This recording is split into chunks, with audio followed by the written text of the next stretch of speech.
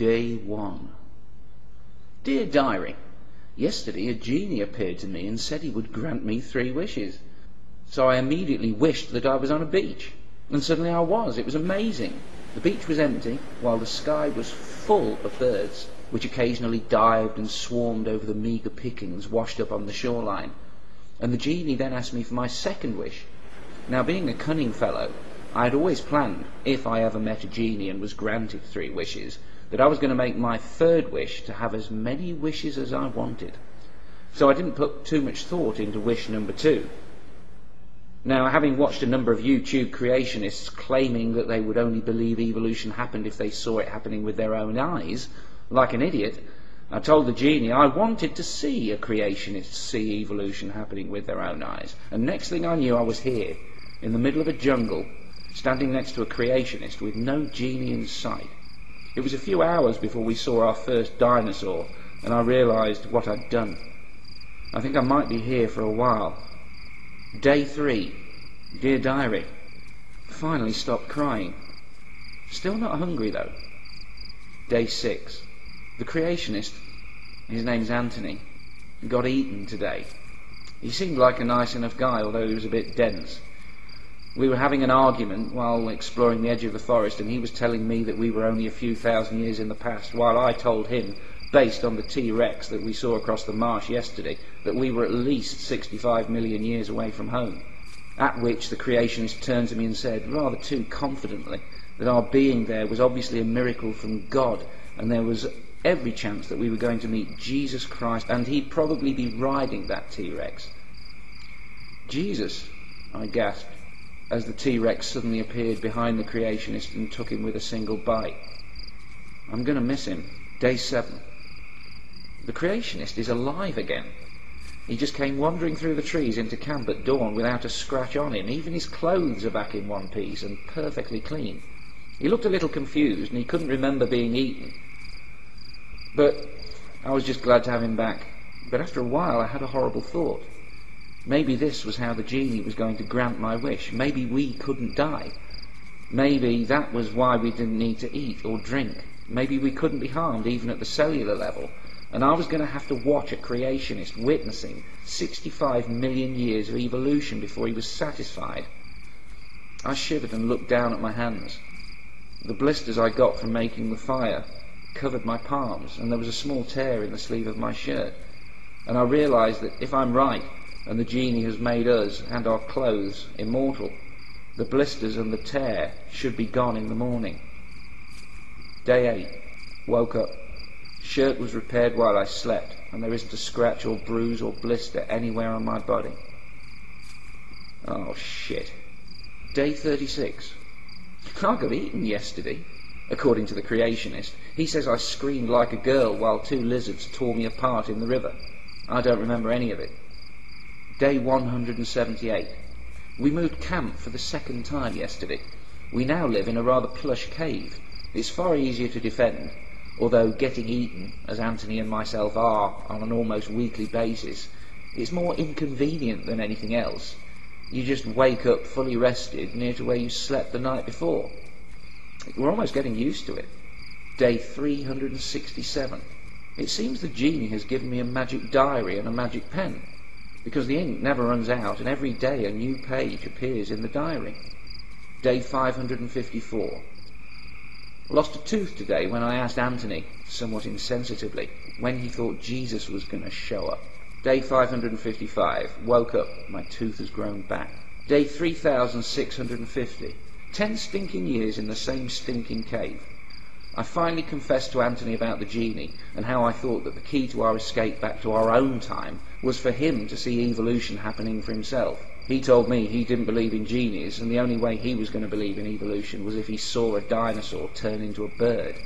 Shortly after this, I realised the futility of trying to get Anthony to study the wildlife. 10 years have gone by. Seems long enough, but how long before we can possibly see any noticeable changes in the dinosaurs? My guess is several thousand years at best, and that's if we pay close attention and don't move from this area.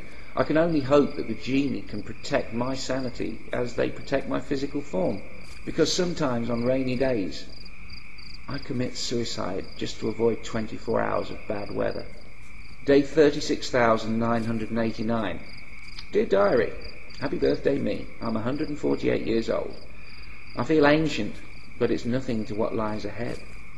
Day 278,958. The Creationist caught me shagging Lucy the lizard this morning. He said it was a sin and that Jesus wouldn't like it and he'd send me to hell. I laughed. In fact, for some reason I couldn't stop laughing. Even when the T-Rex reappeared and showed me the almost instantaneous shortcut back to camp. Day 1,300,555. I stumbled upon Anthony by pure chance today. Hadn't seen him for centuries. I'd almost forgotten he was here. I asked him if he was still looking at the animals, still looking for signs of change, even though only 2,000 years has passed. But Anthony seems to have forgotten how to talk. He should talk to himself, like I do. But I think he understood what I was saying, and I made him promise that he'd at least keep an eye on the animals every day, and he grunted that he would. Day 34,999,202. Dear Diary, almost been here 100,000 years. That's 10 times older than the planet, according to the Bible. Still, if you find this diary, Anthony, never mind. Jesus will be walking amongst us on this world in a mere 64.9 million years. Day 222,222,222. I am God. I am a God who has made himself forget that he is a God. Day 500,655,127. Damn this climate change. I was happy under that glacier. Every day I froze to death peacefully, killing time by the millennia. The last 50,000 years just simply flew by. But now the glacier's gone and I've got to find another. Saw some animals in the afternoon. Thought I saw some slight changes, maybe in their posture. Something, I don't know, I couldn't be sure. Day 1 billion. Dear Diary, I've written a page per day in you for 3 million years, and you are a book 65 miles thick. Day 3,560,000,000. That's 10 million years done, Diary. Almost 1/6 of the way home. Saw some animals today. Intellectually, after 10 million years, I know there must have been some evolutionary changes in the wildlife by now, but I'm damned if I can see any change at all. Maybe the Creationist is right. Maybe evolution is wrong. Day 15,528,012,477. The land is shrinking now. I thought I was imagining it, but I'm not. I had to move inland again. The sea is rising.